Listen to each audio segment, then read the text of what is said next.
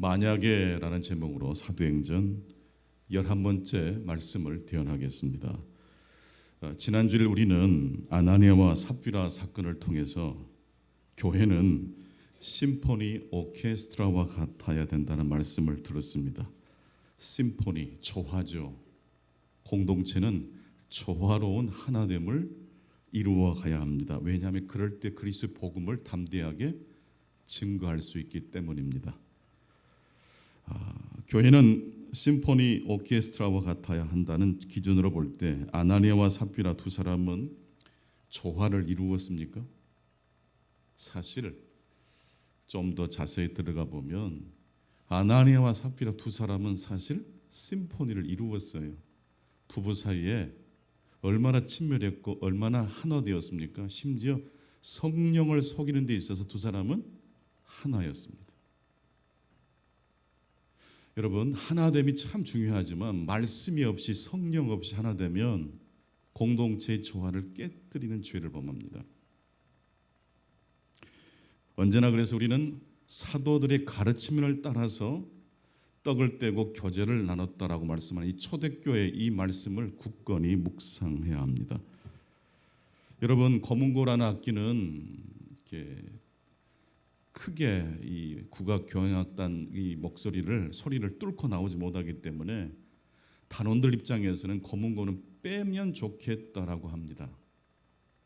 지휘자는요, 절대로 그 악기를 빼면 안 된다라고 말합니다. 왜냐하면 그 저음의 그 낮은 음에 소리가 있을 때라야 소리가 완성되기 때문입니다.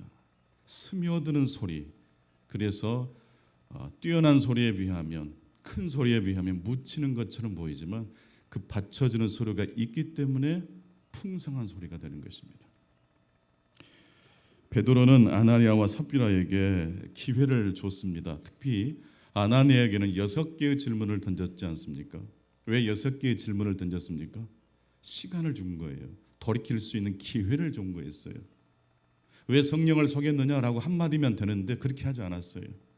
몇 번의 질문을 던졌어요? 6번의 질문을 던졌어요. 그렇게 질문을 던지면서 또 질문을 듣는 가운데 돌이키도록 그렇게 기회를 줬지만 아나니아는 사도의 손, 하나님께서 기회를 주신 기회를 잡지 않았습니다. 삽비라도 마찬가지였습니다. 그래서 그들은 하나님의 심판을 받게 되었습니다. 그러나 이 일로 온 교회가 어떻게 됐다고 했습니까?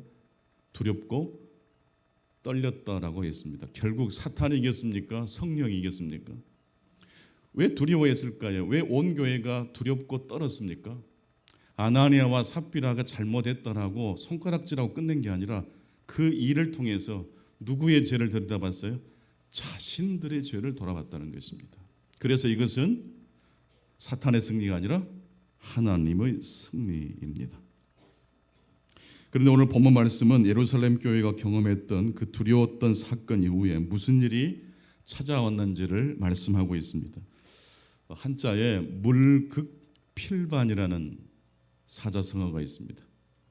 어떤 상황이 극점에 다다르면 그와 반대되는 상황으로 변한다. 극점에 다다르면 반대편으로 변화한다. 그런 의미의 말씀입니다. 고난도 계속 고난이 찾아오지 않고 어느 지점을 넘어서면 그 반대 방향을 바꾸기 마련입니다. 축복이 아무리 좋아도 그 축복은 영원하지 않습니다. 찬송가 370장 2절 가사에 보면 그 두려움이 변하여 내 기도가 되었고 전날의 한숨이 변하여 내 노래가 되었다라고 그렇게 가사가 기록되어 있습니다. 그 두려움이 변하여 무엇이 됐습니까? 기도가 되었고 전날의 한숨이 변하여 찬송이 됐대요. 제가 참 좋아하는 찬송가입니다. 그렇습니다. 첫 번째 메시지입니다. 두려움 이후에 예루살렘에 봄이 찾아왔습니다. 아나니아와 삽비라를 통해서 예루살렘 교회에 큰 두려움이 엄습했지만 그 두려움 이후에 무엇이 찾아왔어요? 봄이 찾아왔습니다. 지난주 우리 시차례에서 오랜만에, 아주 오랜만에, 몇 년 만에 처음으로 이렇게 야외를 다녀왔습니다.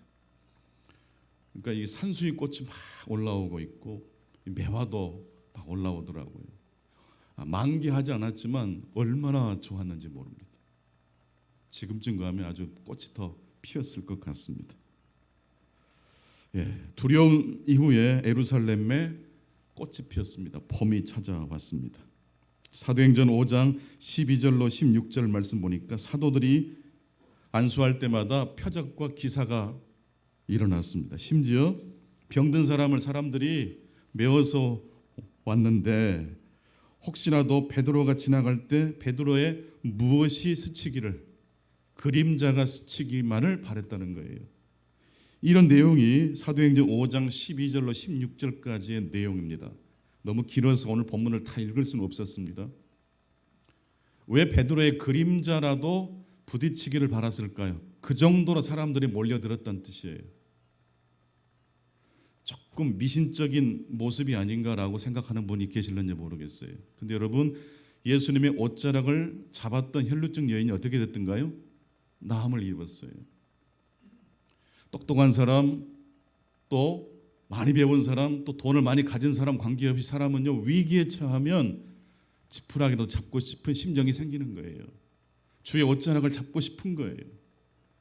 이 초대교회 성도들 중에는 그런 마음을 가지고 베드로 사도의 그림자만이라도 좀 지나가면 좋겠다. 왜 이런 표현들을 성경에 굳이 기록했을까요? 하나님은 어떤 분이실까요? 하나님은 어떤 분이십니까? 우리의 마음을 이해해 주시고 우리의 갈급함을 헤아리시는 분이십니다.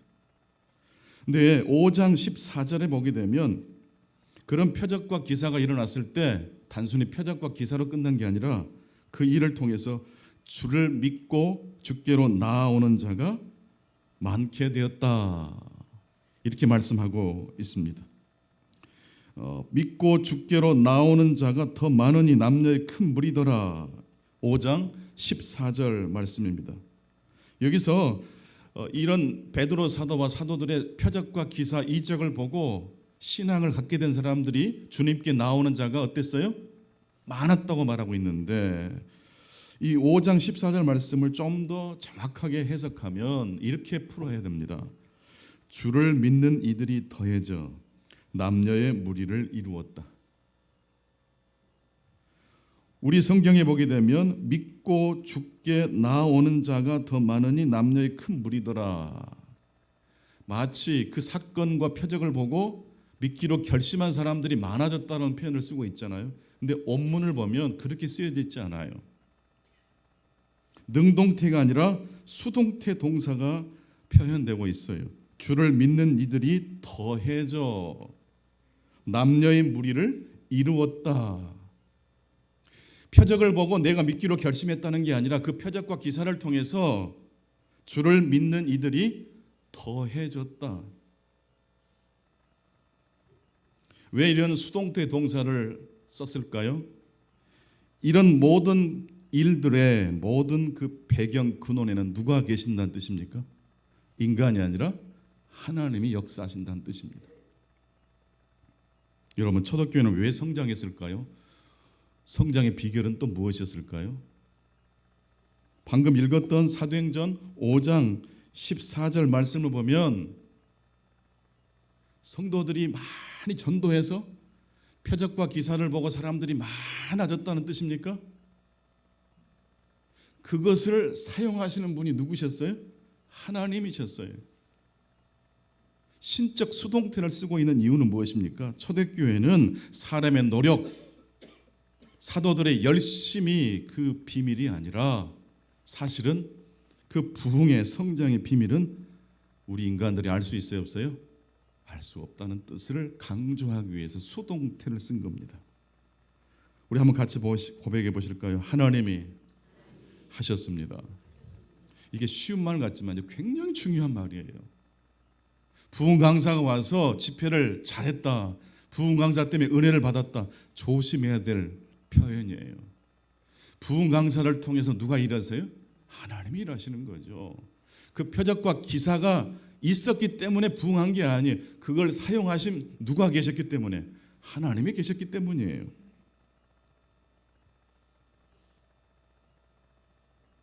심지어 사람들은 베드로 사도가 지나갈 때에 그의 그림자가 스쳤으면 하는 마음으로 사람들이 구름대처럼 몰려왔다고 했습니다. 하나님은 인간의 그 연약함을 헤아리셔서 우리 인간의 수준에 눈높이를 맞추신다는 뜻입니다. 예루살렘의 봄이 찾아왔습니다. 근데 그 봄, 그 영적 부흥의 사건은 단순히 사적 공간이 아니라 공적인 공간에서 이루어졌습니다. 사도행전 5장 12절 보니까 솔로몬 행각에 사람들이 모였다라고 말씀하고 있어요. 이건 성전이에요. 예루살렘 성전을 이야기합니다. 여러분, 성전에서 사도들이 설교하고 표적과 이사를 일으켰다. 우리가 보면 교회에서 그런 집회를 했다 그렇게 해석하기 쉽지만 이때 사도들이 예루살렘 성전에서 예수가 그리스도가 됐다는 이 복음을 증거하면 까딱 잘못하면 무슨 일이 벌어질까요? 목숨을 잃게 돼요. 사도들에게 예루살렘 성전은 공적인 공간이기도 하지만 그 공간은 사도들에게 권리를 제사장들이 위임하지 않은 공간이기 때문에 예수 그리스도께서 메시아라는 사실을 증거하게 되면 목숨을 잃을 수가 있는 거예요.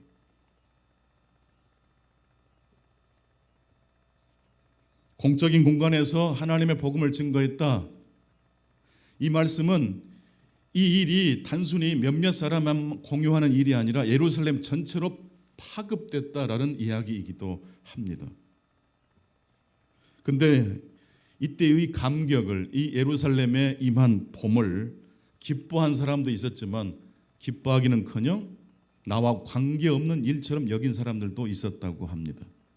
두 번째 메시지입니다. 봄이 와도 봄을 누리지 못할 수 있습니다.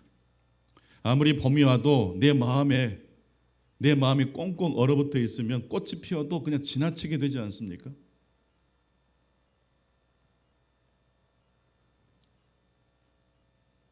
사도행전 5장 17절로 18절입니다. 대제사장과 그와 함께 있는 사람, 즉 사두개인 당파가 다 마음의 시기가 가득하여 일어나서 사도들을 잡아다가 옥에 가두었다고 말씀하고 있습니다. 어떤 사람은 베드로 사도의 그림자라도 지나가면 좋겠다라고 예루살렘에 임한 봄을 뜨겁게 환영한 사람도 있었지만 이 모든 일들을 질투하고 시기했던 사람들이 있었습니다. 질투와 시기에 가득 찬 사람은 예루살렘에 임한 봄이 달갑지 않습니다. 사람들이 병이 낫고 고난받은 자가 위로를 받는 일이 그렇게 자기와 관계없습니다. 왜 대제사장과 사두개인들은 시기에 가득 찼을까요? 사도들을 통해서 자신들이 그동안 쌓았던 모든 영역들이 무너져 내리고 있기 때문이에요. 조금만 생각을 달리하면 무너져도 될 것은 무너져도 되잖아요. 하나님께서 여러분에게 성령으로 충만하게 역사하시기를 축원합니다. 그런데 아직 바빠서 아직 저한테 성령 오면 안 됩니다. 그러신 분 혹시 계십니까? 오늘 예배 시간에 성령이 임할 수도 있습니다. 충만하게 역사할 수 있습니다. 근데 어떤 분들은 예배 끝나고 어디 가야 되니까 지금 역사하지 마시고 다음 주일에 오십시오.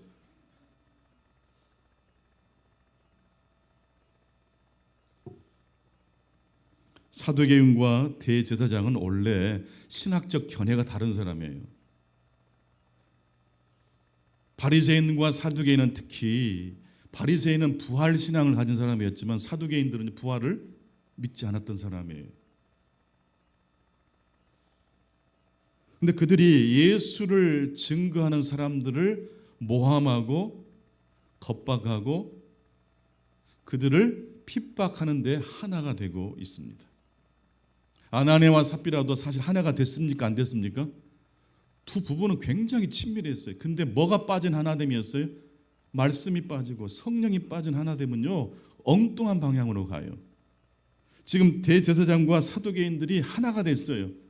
예루살렘의 그 놀라운 은총의 복음의 사건을 보고도 시기와 질투로 가득 찼어요.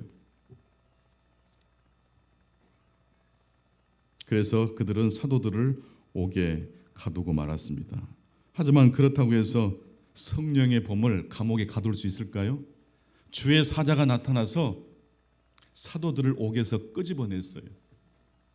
아멘.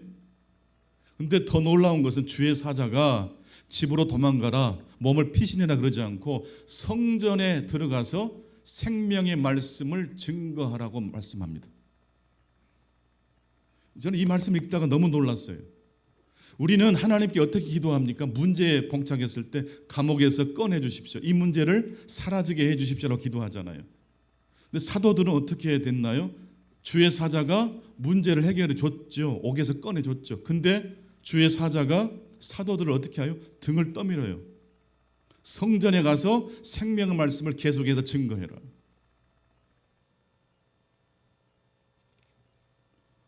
옥에서 나왔지만 옥에서 나온 사도들이 하나님께 받은 미션 사명은 달라지지 않았습니다. 나는 여러분들이 어떠한 상황 속에서 있다 할지라도 하나님께 받은 사명만큼은 변치 않게 되기를 바랍니다. 하나님 만약 여러분들에게 어떤 문제 때문에 여러분들이 고민하고 있고 고통스러워하고 있다면 뭐라고 말씀하실까요? 내가 너의 문제를 끄집어내 줄게. 그리고 두 번째, 성령이 여러분에게 무슨 말씀하실까요? 가서 생명의 말씀을 증거해라. 그리스도인의 그 본분답게 살아가라라고 말씀하지 않겠습니까? 그래서 어떤 분들은요, 병에서 고침을 받지 않아도 마지막까지 주님을 증거하다가 돌아가신 분도 계셔요.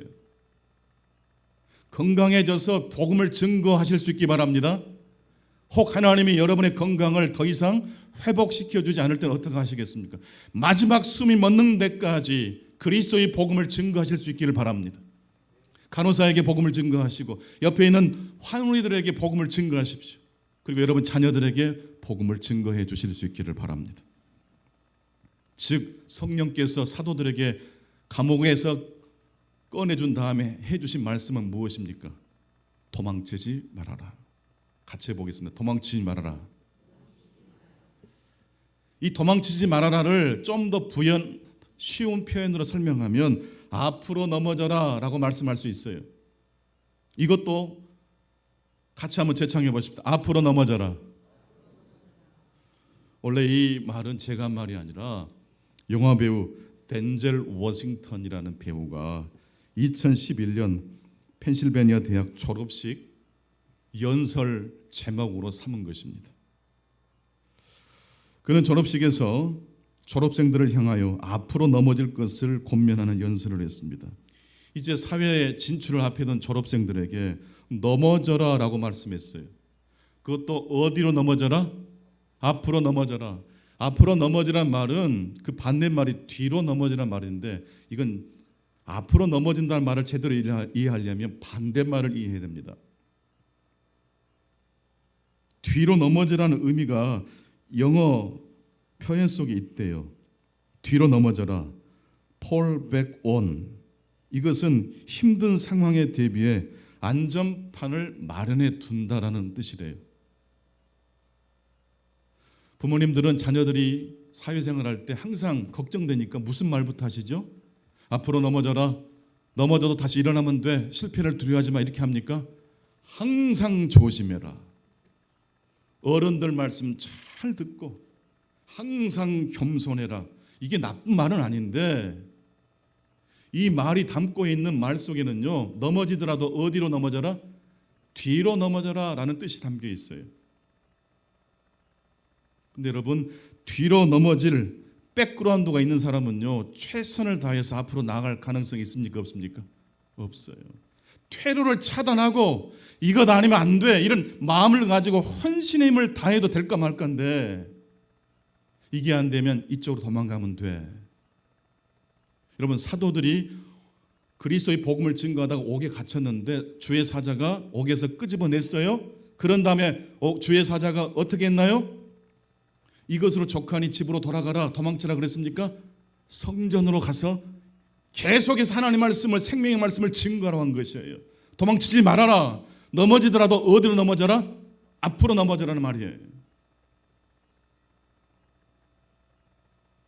실패를 두려워하지 말라는 의미입니다.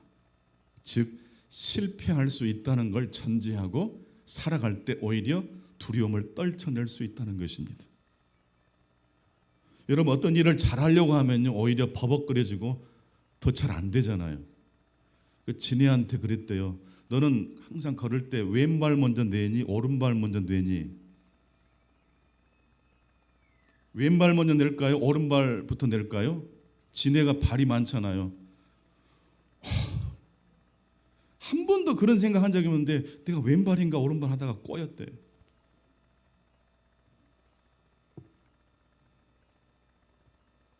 설령 생명의 말씀을 전하다가 핍박을 받는 일이 있을 수 있다. 그럴지라도 두려워하지 말아라. 이 편해문 선생께서 쓴 책 중에 놀이터 위험해야 안전하다라는 책이 있어요.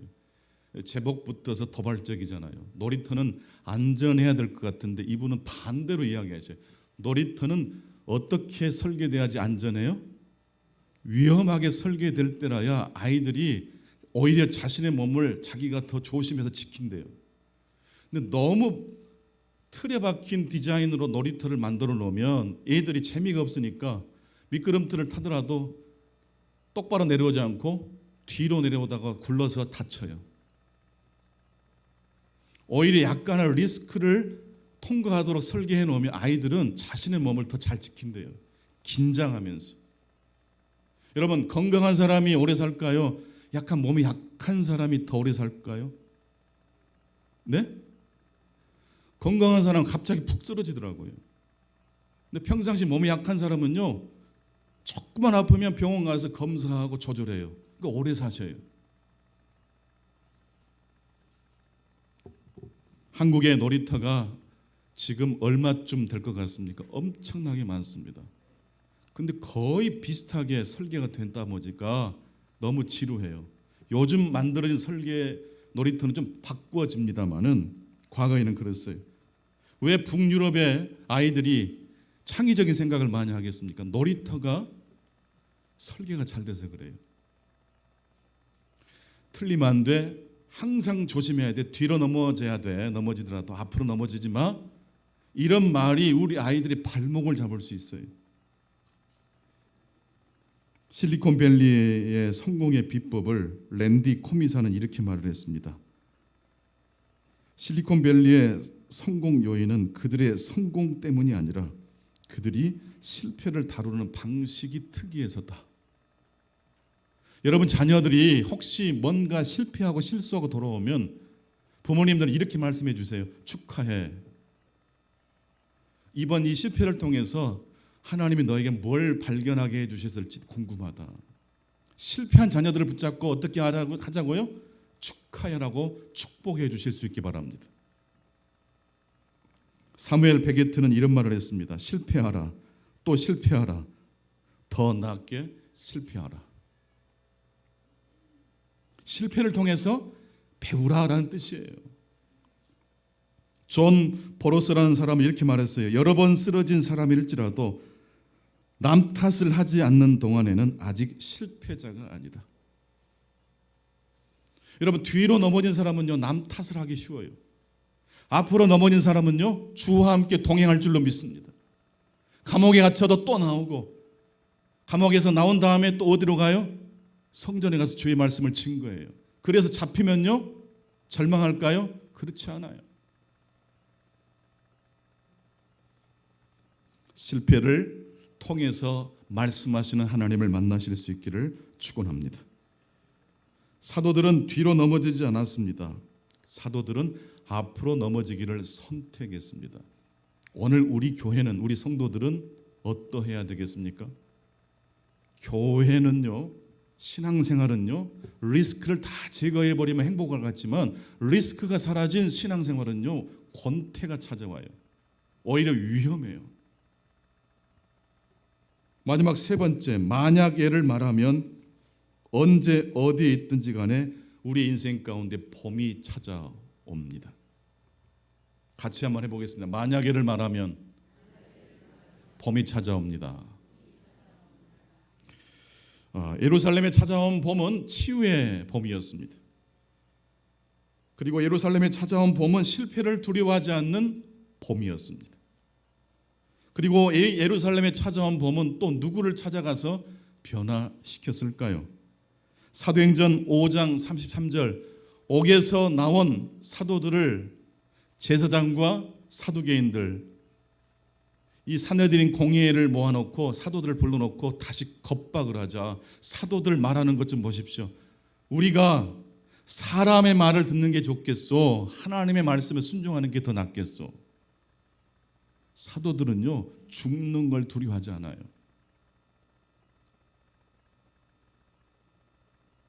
그러자 사도행전 5장 33절에 보니까 산헤드린에 모여있던 사람들이 사도들의 말을 듣고 크게 노하여 사도들을 없이 하고자 했습니다.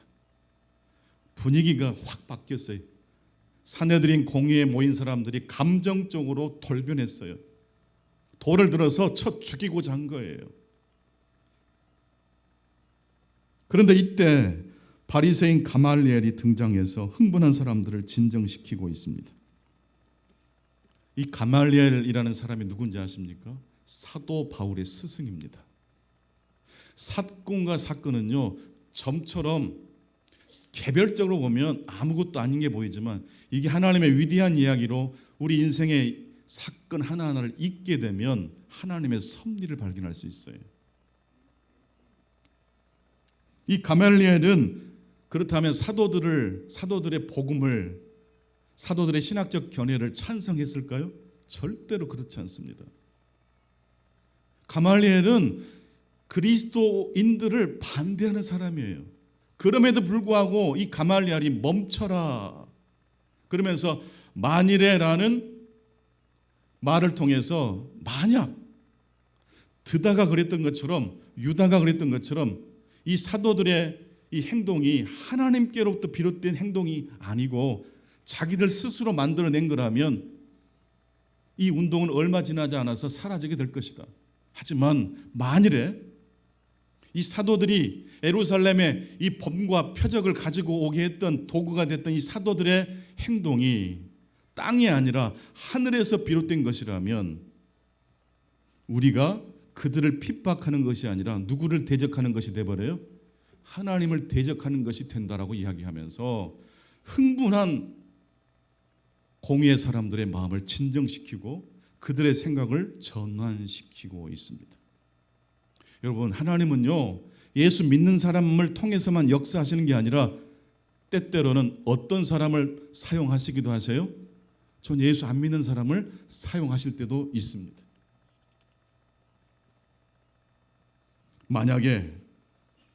만약에라는 이 부사가 오늘 본문 39절에 나와요. 만일 하나님께로부터 났으면 너희가 그들을 무너뜨릴 수 없겠고 도리어 하나님을 대적하는 자가 될까 하노라 하니. 만일, if, 만약에라는 뜻이에요. 여러분, 같은 이야기도 프레임을 바꾸면 전혀 다른 이야기가 될 수 있어요. 청나라 말, 이 청나라 정부의 반기를 든 농민운동이 들끓었습니다. 이때 청나라 황제가 증국번이라는 장수에게 이 농민 봉기를 진압하라고 책임을 맡깁니다.